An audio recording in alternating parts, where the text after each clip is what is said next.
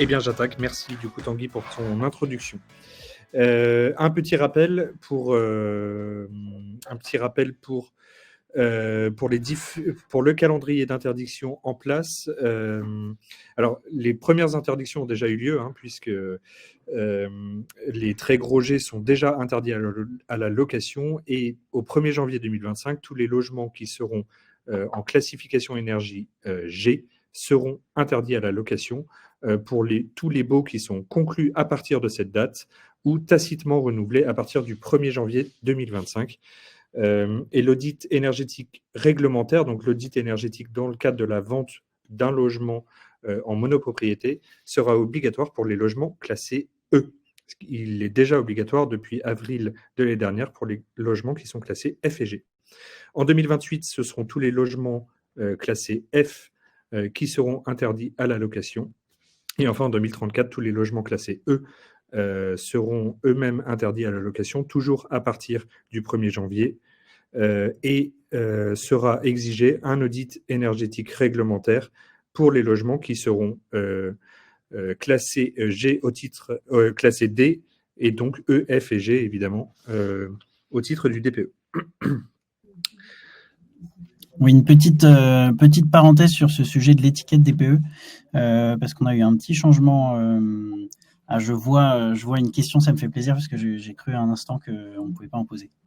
Du coup, je vais y répondre. Pour les G ELEC en énergie finale, l'interdiction pour les G+, entre guillemets, 1er janvier 2023, c'était plus de 450 kWh par mètre carré par an en énergie finale, effectivement. Et à partir de 2025, c'est des obligations liées à l'étiquette. Donc, en fait, soit l'étiquette gaz et émissions de gaz à effet de serre, soit l'étiquette énergie, mais du coup en énergie primaire.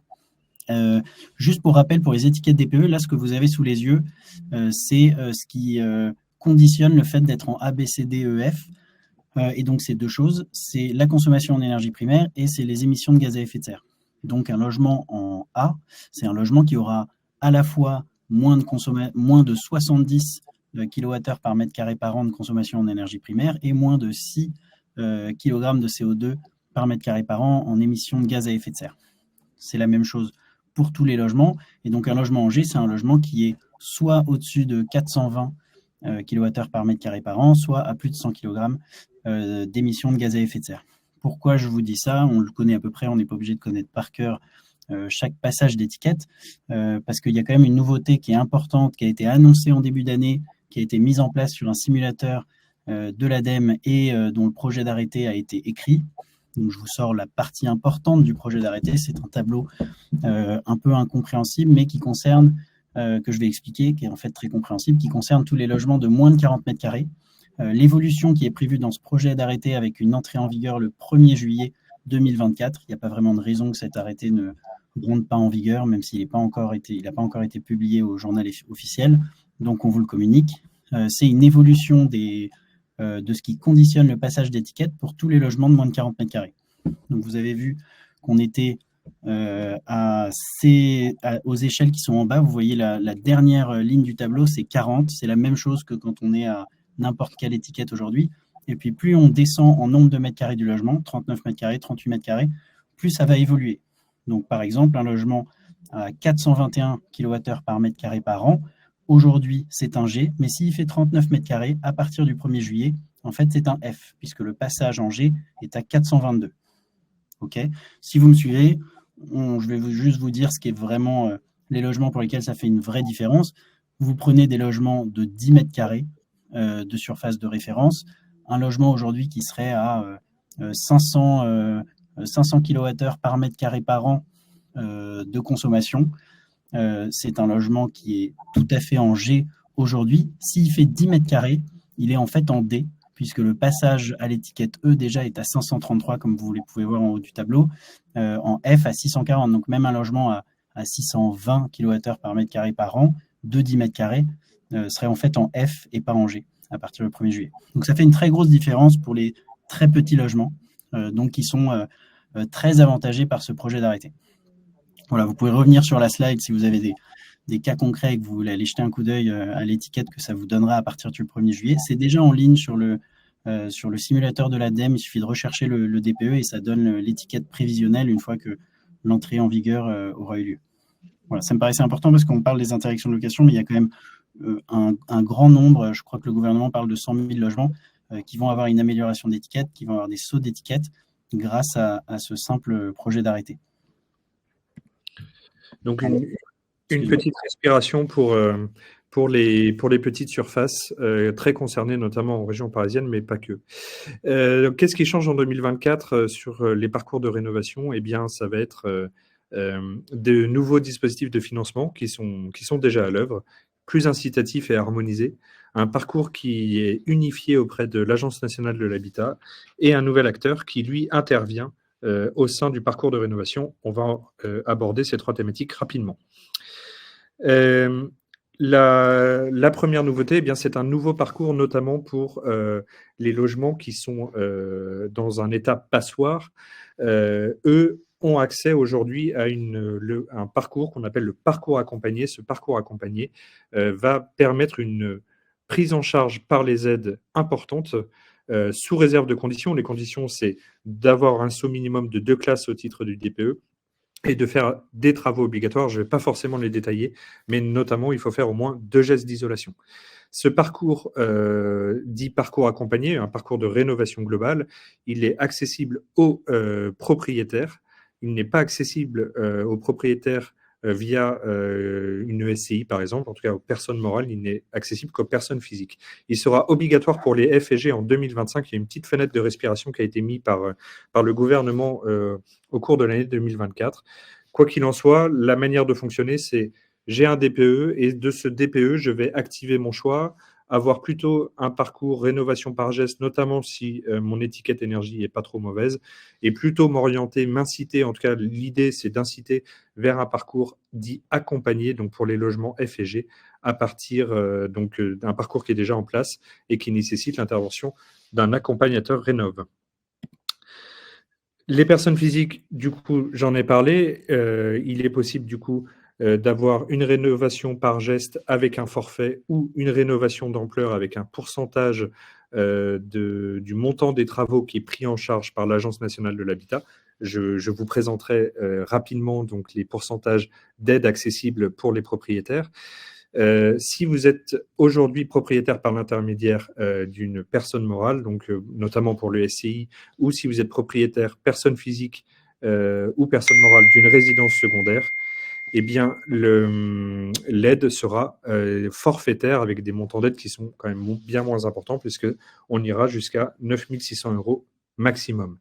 Ces aides, elles sont accessibles pour les maisons individuelles ainsi que les appartements. Et avec la petite subtilité, c'est que dans le cadre de l'ANA, le logement doit avoir plus de 15 ans, ce qui n'est pas le cas des certificats d'économie d'énergie, où la date des 2 ans, elle, reste inchangée. Alors, quelles sont les grandes étapes d'un parcours accompagné pour accéder aux qualifications? Oui, pardon. Si tu permets, Étienne, il y a juste une question très rapide. Les appartements en copropriété, est-ce qu'ils font partie, est-ce qu'ils sont concernés? Alors, oui, bien sûr, les appartements en copropriété peuvent bénéficier du parcours accompagné par l'ANA. Tous les gestes individuels qui seront réalisés dans le cadre de l'appartement pourront être valorisés dans le cadre du parcours accompagné. J'ai d'ailleurs à ce titre un exemple que je vous présenterai à la fin qui vous présente un cas concret d'aide qu'on a pu obtenir dans le cadre d'un parcours accompagné. Alors, les grandes étapes, j'y vais très rapidement. On a parlé tout à l'heure de l'audit réglementaire. Oui, Tanguy? Excuse-moi, parce qu'on me dit aussi autre chose dans l'oreillette que je voulais préciser, c'est que le décret sur les petites surfaces, il est paru au journal officiel samedi dernier, donc j'étais un peu en retard. Mais donc voilà, il est bien confirmé qu'on va avoir ces sauts d'étiquette. Je viens de le regarder rapidement, c'est conforme au tableau que je montre sur lequel il y avait écrit projet, mais donc c'est plus un projet. Très bien. Merci Tanguy. Donc les grandes étapes, je parlais tout à l'heure d'un audit réglementaire obligatoire dans le cadre de la vente d'une monopropriété. La bonne nouvelle, c'est que cet audit peut être utilisé dans le cadre du parcours accompagné. Donc le propriétaire peut présenter cet audit ou faire appel à un accompagnateur rénov qui, lui, soit fera l'audit, soit le sous-traitera auprès d'un bureau d'études habilité. Ensuite, lorsque l'audit est fait et que le scénario de travaux est décidé, le propriétaire, du coup, pourra réaliser un ou plusieurs devis qui devront reprendre évidemment les scénarios de travaux présentés dans le cadre de l'audit énergétique. Ces devis seront validés par l'accompagnateur Rénov', vérifié notamment sur la partie critères, donc tous les critères d'éligibilité obligatoire, et l'accompagnateur Rénov' pourra réaliser le dépôt de demande d'aide directement auprès de l'ANA. Les travaux peuvent s'enclencher. À notification d'octroi, c'est plutôt conseillé. On attend la réponse positive de l'ANA et on enclenche le volet travaux. Ensuite, le chantier sera validé par l'accompagnateur Rénov' qui, lui, va repasser sur site, vérifier que déjà les travaux ont été faits conformément aux attentes du propriétaire et au scénario présenté dans le cadre de l'audit et réalisera le dépôt de demande de paiement de solde final qui permettra du coup l'obtention des aides. Enfin, un DPE est réalisé en fin de parcours qui lui permettra d'évaluer l'atteinte du gain énergétique après travaux.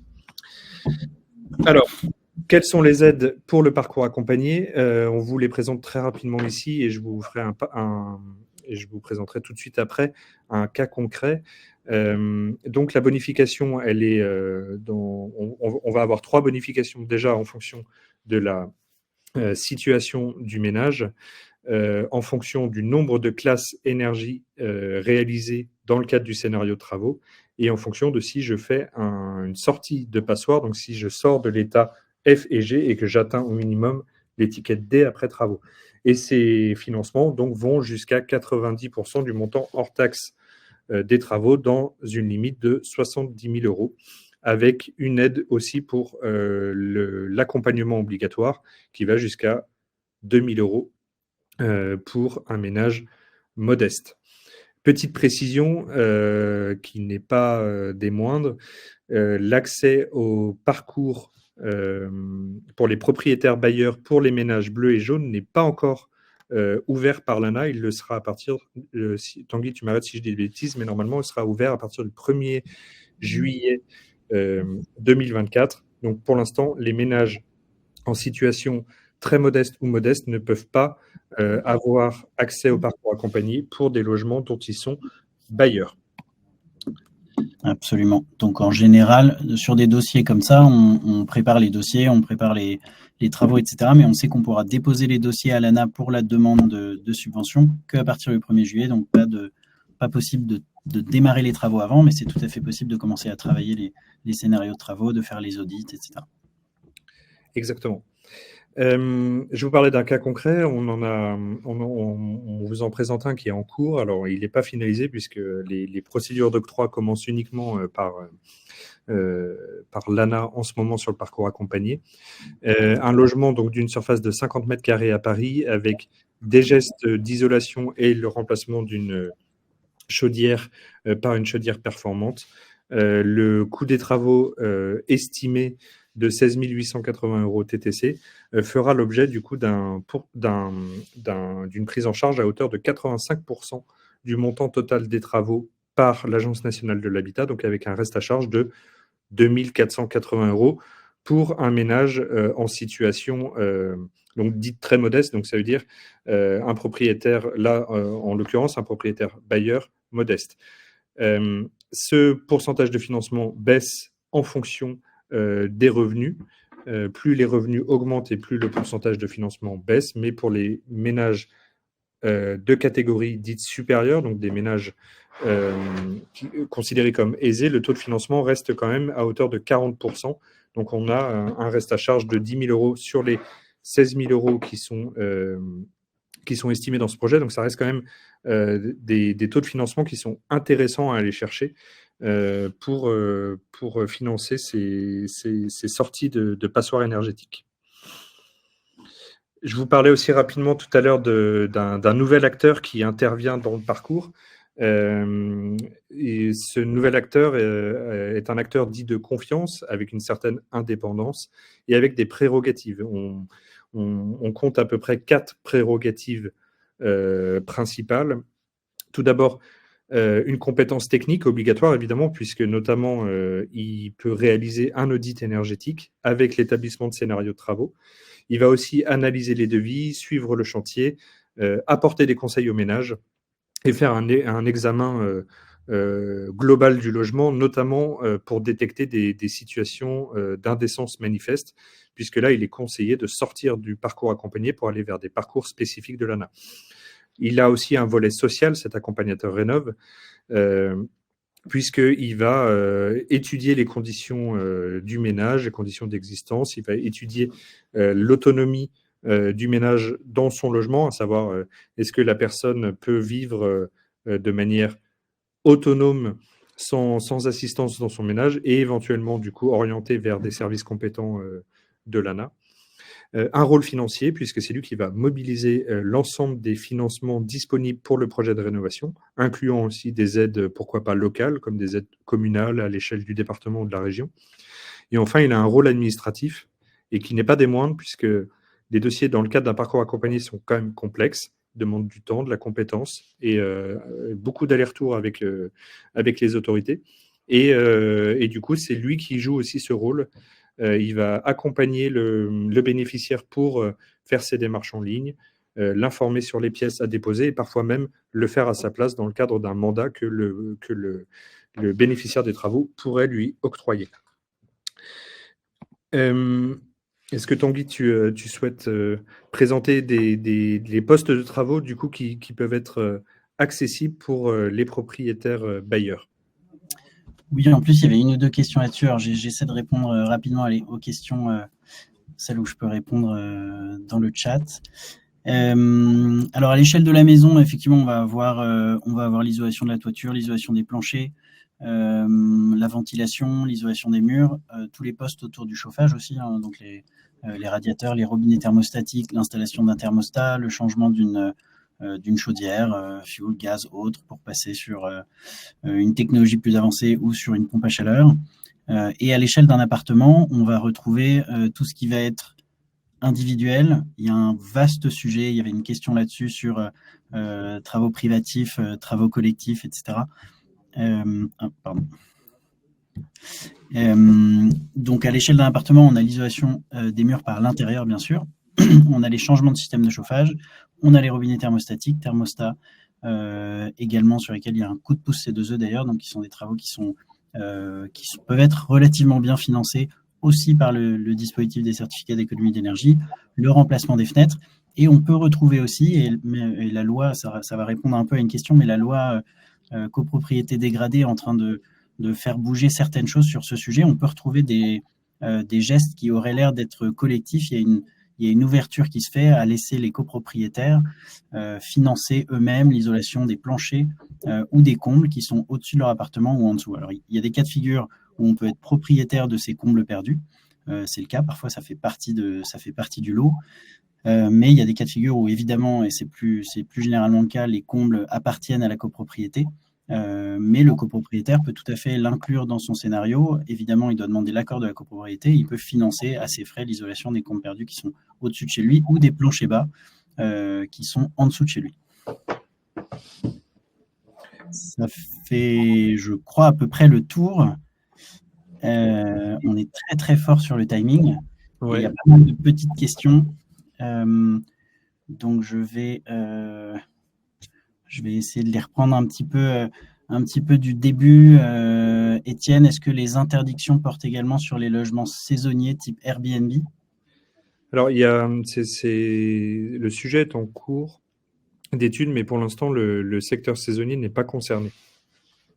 Notamment parce qu'on considère que pour des propriétaires occupants ou propriétaires bailleurs, le coût de l'énergie n'est pas supporté par le locatif saisonnier, mais par le locataire, lui, en tant qu'occupant. Donc, pour l'instant, le secteur saisonnier ne l'est pas, mais il est évident qu'il fait partie des prochaines actions du gouvernement sur une mise à jour de cette loi climat et résilience. Oui, ça fera sûrement partie des prochaines cibles, parce qu'effectivement, ça peut être un problème, parce que n'importe quel propriétaire bailleur peut tout simplement décider de se mettre en locatif saisonnier. Ce qui n'est pas forcément une bonne chose pour le marché si tout le monde décide de faire ça. Surface des petits logements prise en compte, surface carrée ou surface au sol. Alors, c'est la surface carrée, c'est la surface habitable. Ce qu'il faut savoir aussi, c'est que dans le dernier arrêté qui modifie pour les moins de 40 mètres carrés la lecture du DPE, il y a aussi une nouveauté qui est de on va bientôt oublier le terme de surface habitable et on va parler uniquement de surface de référence. C'est ce qu'introduit aussi cette nouvelle loi. Et cette surface de référence, elle est définie, c'est la surface habitable du logement au sens du R156.1, je ne vais pas rentrer dans tous les détails du Code de la construction et de l'habitation, à laquelle sont ajoutées la surface des vérandas chauffées et les surfaces des locaux chauffés par l'usage principal d'occupation humaine, avec toujours la notion d'une hauteur sous plafond d'au moins 1,80 m. Et donc, en fait, toute la surface de référence du logement ou du bâtiment est considérée chauffée en permanence pendant la période de chauffe. Donc, on risque d'oublier progressivement ces notions de surface habitable et de passer essentiellement sur cette notion de surface de référence qui prendra donc notamment en compte les vérandas chauffées. Je pense que ça, c'est une des petites différences qui rentrent en ligne de compte. Ensuite, il y a quelques questions auxquelles j'avais répondu. Il y avait une question que j'aimerais approfondir un tout petit peu. Quelqu'un demandait si le fait de pouvoir faire des rénovations individuelles, est-ce que c'est pas dommage et est-ce qu'on ne devrait pas plutôt faire des rénovations collectives de copropriété? Alors c'est vrai que c'est un vrai sujet, c'est-à-dire qu'aujourd'hui des propriétaires dans des copropriétés qui sont mal notés, peut-être que le reste des appartements sont mieux positionnés par rapport aux autres logements dans la copropriété, auront des meilleures étiquettes et donc va décider de faire des travaux privatifs, bien financés dans le cadre de la rénovation d'ampleur du parcours accompagné et donc faire des travaux dans son logement et sera forcément quelqu'un d'un peu réfractaire ensuite à un projet de rénovation globale de la copropriété. Le premier point, évidemment, c'est que ce serait très dommage si, par exemple, la copropriété peut faire une isolation thermique par l'extérieur, si c'est possible de faire des isolations thermiques par l'intérieur des logements. Et de manière plus générale, il y a beaucoup de gestes qui sont plus performants à faire de façon collective. Il y a aussi les systèmes de chauffage collectif, évidemment, où là, évidemment, on est sur des sujets purement collectifs. Donc, d'un point de vue Hélio, en tout cas, nous, on conseille toujours de regarder la possibilité de faire des travaux de rénovation collective. Il y a des très bonnes aides en rénovation globale des copropriétés aussi, dont on parle de temps en temps dans ces webinaires. Mais aujourd'hui, c'est vrai qu'il y a ce risque-là que demain, dans des rénovations collectives de copropriété, il y ait des copropriétaires qui aient déjà bénéficié du parcours accompagné de l'ANA et qui deviennent un peu réfractaires à faire des travaux collectifs. On espère qu'il y aura des décisions de l'ANA, peut-être d'étudier, avant de donner une aide parcours accompagné, d'étudier la possibilité de faire des travaux en collectif. J'ai une question intéressante, je remonte aussi le fil des questions, concernant si un locataire ne souhaite pas quitter son logement et que le logement devient interdit à la location. Alors, c'est très simple, en fait, le logement tombe sur le critère de l'indécence. Et critère d'indécence, du coup, fait que le logement est impropre à la location, donc sa destination n'est plus répondue. Alors, du coup, c'est plus un sujet... alors, je ne sais pas si c'est pénal, mais en tout cas, c'est un sujet de critères d'indécence, comme louer une trop petite surface. Voilà, donc c'est la destination du coup du bien qui n'est plus respectée et du coup avec des impacts qui peuvent être de l'ordre judiciaire en fait pour le propriétaire bailleur. Il y a une question, si le propriétaire n'a pas les fonds pour faire des travaux et que le locataire ne souhaite pas partir, quelle est la location si la location devient interdite? Ça rejoint un peu ce que disait Étienne à l'instant. On n'a pas le droit de louer, alors n'importe quel propriétaire peut demain prendre le risque. Si c'est géré par un professionnel, je ne pense pas que les professionnels de l'administration de biens prendront le risque de louer des logements indécents parce qu'eux, ils ont des risques professionnels. Un propriétaire bailleur qui loue en direct pourrait prendre le risque, mais il prend aussi le risque que son locataire cesse de payer ses loyers et le juge lui donnera raison si ça passe devant un juge. Et donc pour un propriétaire bailleur, ça semble un peu risqué de laisser totalement la main à son locataire là-dessus. Donc si vraiment il n'y a pas les fonds, sachant qu'aujourd'hui il y a quand même des éco-prêts à taux zéro pour financer les restes à charge, il y a des aides quand même importantes que vient de présenter Étienne. Donc en général, il y a toujours un moyen de mobiliser les fonds, surtout qu'en face, il y a une rentrée de loyer qui sinon est perdue. Mais si vraiment il n'y a pas de solution et que même Hélio n'a pas réussi à vous trouver la solution, ce qui m'étonnerait, a priori, c'est les propriétaires qui devront vendre le bien si vraiment ils n'ont aucun moyen de le rénover. J'ai une question concernant pour une SCI, du coup, comment ça se passe, quel parcours suivre et à qui s'adresser.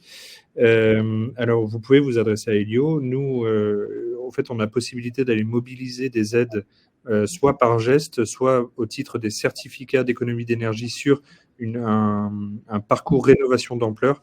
J'ai présenté les forfaits, ils ne vont que jusqu'à environ 10 000 euros. Bon, c'est toujours quelque chose à aller chercher.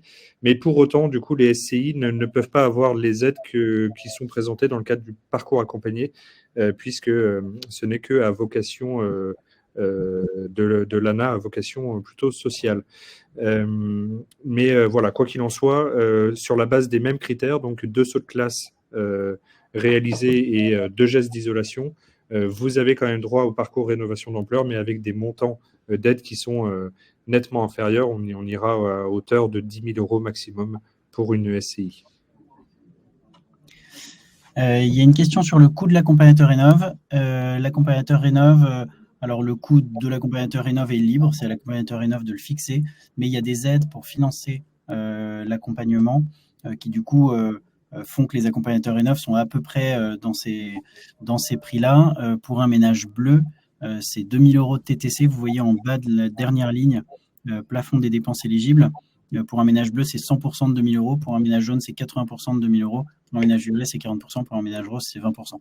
Donc, la plupart des accompagnateurs Rénov sont à un coût de prestation à 2 000 euros de TTC. Et l'audit, généralement, n'est pas inclus dedans. Donc, on va être entre 2 400 et 2 900 selon ce qu'on a pu constater de ce que sont aujourd'hui les offres de prix des accompagnateurs Rénov. Ok, je réponds encore à la volée à quelques questions. Donc, les aides vont-elles baisser en 2025? Donc, la réponse est non. À date, les aides qui sont présentées devant vous sont confirmées sans limite de temps, entre guillemets. Une PAC RR est-elle subventionnée? Oui, la réponse est positive, étant donné que c'est un équipement fonctionnant à base d'énergie renouvelable, il n'y a pas de problème. Un plan pluriannuel de travaux peut-il être utilisé? J'ai vu cette question. S'il y a un PPT effectué dans la copro, faut-il quand même un audit énergétique pour le parcours accompagné? Alors, attention, il y a deux éléments à répondre. Alors déjà, un plan pluriannuel s'adresse à la copropriété dans son ensemble, au bâtiment. L'audit énergétique doit être fait au niveau du logement et pas, on ne peut pas utiliser un audit énergétique sur le bâtiment, donc la copropriété, pour utiliser le parcours accompagné. Il va falloir faire un audit énergétique du logement. Donc s'il y a un PPT, voire même un audit énergétique réalisé sur la copropriété, il ne pourra pas malheureusement être utilisé. Absolument. Par contre, l'audit énergétique collectif de la copropriété peut être utilisé pour faire une rénovation globale de la copropriété. Donc là, on va être sur des gestes de travaux collectifs ou des travaux privatifs d'intérêt collectif. Travaux privatifs d'intérêt collectif, je le rappelle, ce sont les fenêtres, notamment, ou les robinets thermostatiques.